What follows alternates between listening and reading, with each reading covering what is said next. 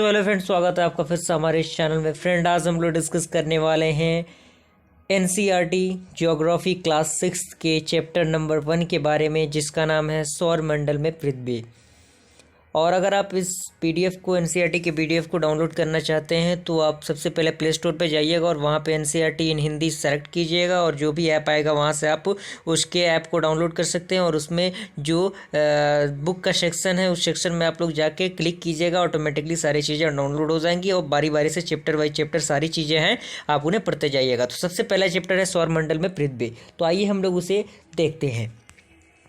तो सबसे पहले होता है बुक को सही तरीके से पढ़ना। बुक को पढ़कर उसके नोट्स को तैयार करना काफ़ी इंपॉर्टेंट रोल प्ले करता है। शॉर्ट नोट्स को किस तरह से तैयार किया जाए वो काफ़ी इंपॉर्टेंट रोल प्ले करता है।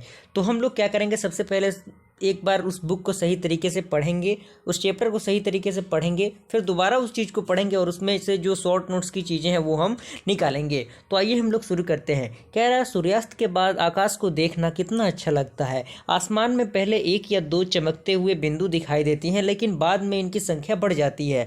आप उनकी गणना नहीं कर सकते। संपूर्ण आकाश छोटी छोटी चमकदार वस्तुओं से भर जाता है, जिनमें से कुछ चमकीले होते हैं एवं कुछ धुंधले।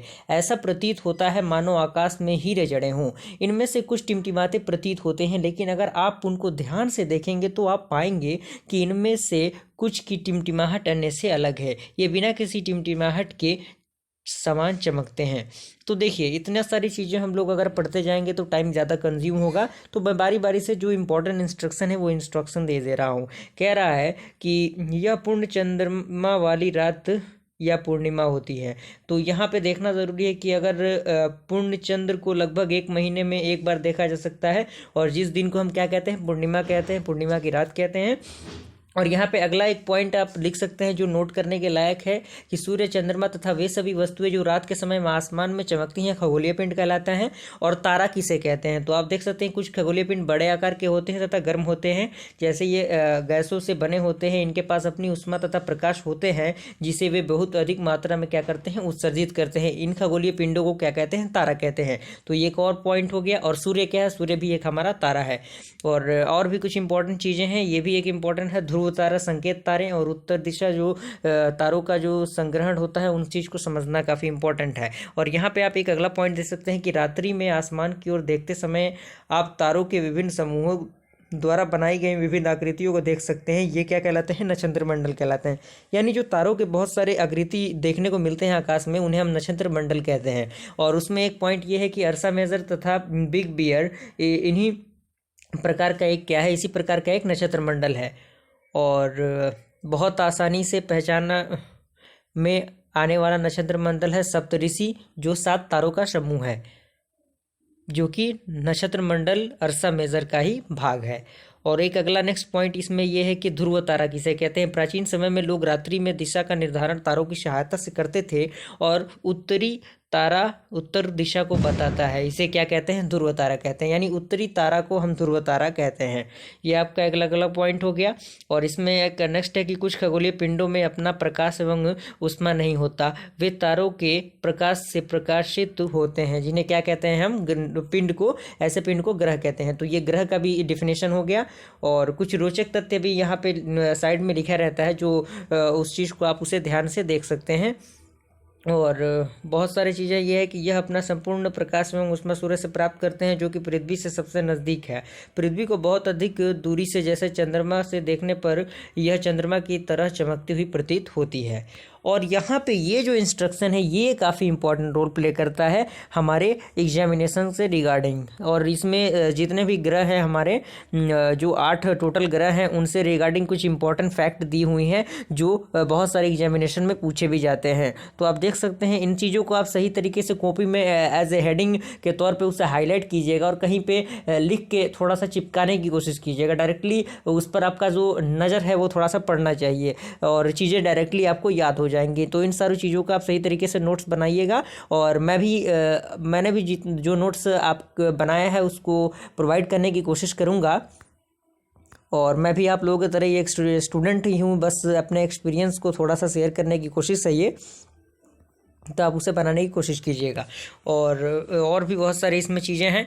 और सौरमंडल का आप डिफिनेशन भी देख सकते हैं, पढ़ा भी होगा आप लोगों ने। सूर्य, 8 ग्रह, उपग्रह तथा अन्य खगोलीय पिंड जैसे क्षुद्र ग्रह एवं उनका पिंड मिलकर सौरमंडल का निर्माण करते हैं। और उसे हम आमतौर पर क्या कहते हैं, परिवार का नाम जिसका मुखिया होता है वो सूर्य होता है। और सूर्य के बारे में भी कुछ डिफिनेशन दी हुई हैं। और यहाँ पे एक टर्म इधर दिया हुआ है जो कि आपको पिंक कलर का दिया हुआ है, जिसमें जियो प्लस लॉजी तो पृथ्वी का अध्ययन, जियो प्लस मेट्री पृथ्वी का मापन, जियो प्लस वाइड्स पृथ्वी के समान आकार का। तो इन सारी चीज़ों को आप अपने शॉर्ट नोट्स में लिखने की कोशिश कीजिएगा। और एक इम्पॉर्टेंट ये ट्रिक दिया हुआ है कि my very efficient mother just served us nuts.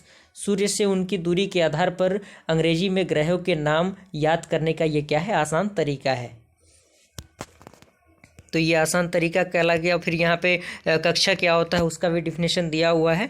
और यहाँ पे एक पॉइंट ये है कि अभी तक प्लूटो में एक ग्रह माना जाता था, परंतु अंतर्राष्ट्रीय खगोलीय संगठन ने अपनी बैठक अगस्त 2006 में यह निर्णय लिया कि कुछ समय पहले खोजे गए अन्य खगोलीय पिंड 2003 UB 313 शीर्ष तथा प्लूटो बौने ग्रह कहे जाते हैं। तो इसमें मतलब जो बैठक हुआ था इसी के अंतर्गत इन्हें क्या कहा गया, प्लूटो या फिर बौने ग्रह का नाम दिया गया। और कुछ पृथ्वी के बारे में यहाँ पे है कि पृथ्वी की गति ये भी आप लोग को पता ही होगा, 3×10⁸ मीटर पर सेकेंड। और भू आप किसे कहते हैं ये एक डिफिनेशन हो जाएगा, ये इसे भी आप नोट डाउन कीजिएगा। और यहाँ पे एक रोचक तथ्य है कि नील आर्मस्ट्रॉन्ग पहले व्यक्ति थे जो कि 20 जुलाई 1969 में सबसे पहले चंद्रमा पर कदम रखने वाले व्यक्ति साबित हुए थे। तो ये आपका हो गया। और यहाँ से है कि यह हमसे लगभग 3,84,400 किलोमीटर दूर है। जो चंद्रमा है वो पृथ्वी से लगभग 3,84,400 किलोमीटर दूर है।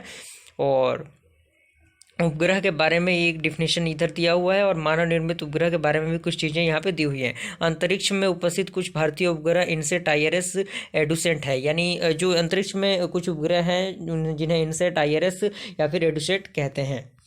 और एक यहाँ पे तथ्य ये भी चीज़ है कि पृथ्वी का एक चक्कर लगभग 27 दिन में पूरा करता है। इतने ही समय में वो अपने कक्ष पर एक चक्कर भी पूरा करता है। तो यहाँ पे एक पॉइंट गौर करने का ये है कि पृथ्वी जो है, चंद्रमा पृथ्वी का एक चक्कर क्या कहलाता है, 27 दिन में पूरा करता है। और वो अपने अक्ष पर ही एक चक्कर मतलब जो है 27 दिन में ही पूरा करता है।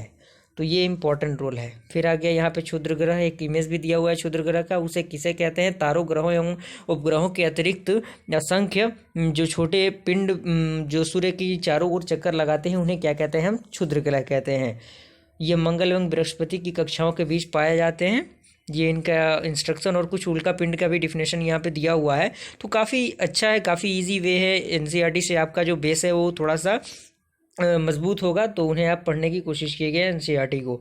और फाइनली यहाँ तक ये कंप्लीट हुआ। और ये कुछ क्वेश्चन आंसर दी हुई हैं। और इसके रिगार्डिंग मैं दृष्टि IAS का जो क्वेश्चन आंसर है उसे भी क्वेश्चन आंसर को इस वीडियो के जस्ट बाद उसे अपलोड करने की कोशिश करूँगा। और भी उसे भी देखिएगा, उसमें भी MCQ टाइप के क्वेश्चन है जो बेसिकली प्रीलिम्स में काफ़ी इंपॉर्टेंट रोल प्ले करता है। ओके, तो आप उस अपने थ्रू इस बुक को पढ़िएगा और शॉर्ट नोट्स बनाने की कोशिश कीजिएगा। और मैं भी जो मैंने अपना शॉर्ट नोट्स बनाया वो आप प्रोवाइड करने की कोशिश करूंगा। ओके, आई होप आपको ये वीडियो पसंद आया। वीडियो को लाइक कीजिए और चैनल पहले बनाए चैनल को सब्सक्राइब कीजिए। ओके, फिर मिलते हैं अगले वीडियो में, तब तक के लिए थैंक यू।